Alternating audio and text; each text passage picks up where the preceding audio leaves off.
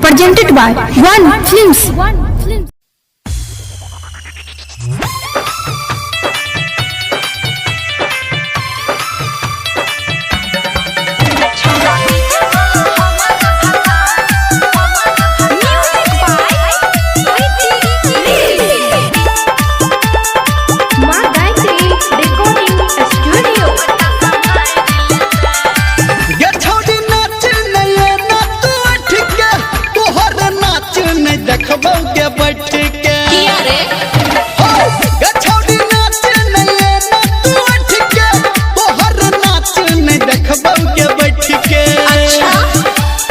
जिला मधुबनिया तो मारू हेते रे छौरा डीजे वाला हमर भता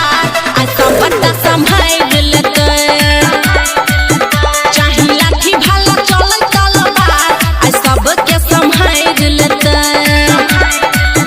छौरा डीजे वाला हमर भता आ सब बड़ा संभाल लेते डीजे सुमित सतीश रैना अभी आप सुन रहे हैं सावरिया म्यूजिक।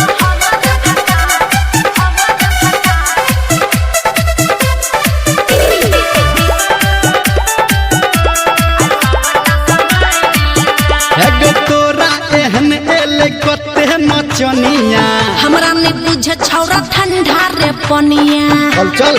अच्छा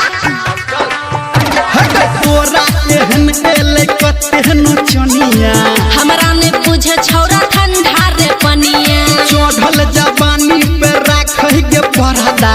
अभी तो और छौरा उड़ते रे गरदा गे ओई महफिल में सब रंगदार हेते रे छौरा डीजे वाला हमर भता ऐसा बड़ा संभाल लेता चाहे लाठी भाला चले तलवार ऐसा के संभाल लेता रे छौरा डीजे वाला हमर भता ऐसा बड़ा संभाल लेता डीजे सुमित सतीश रैना मां गायत्री रिकॉर्डिंग स्टूडियो।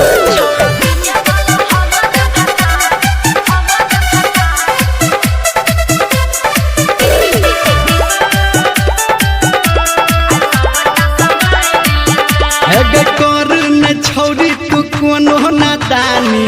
अनरे अखरा में गाते तू जानी अच्छा हाँ कर न छौरी तू कोनो नादानी अनरे अखरा में गाते तू जानी धर्मेंद्र निरमलिया की कहते डीजे पे गाना हा ओकरे रे रहते गे समियाना के तोहर उखाड़ देते सुन रे छौरा डीजे वाला हमर भता ऐसा बड़ा संभाल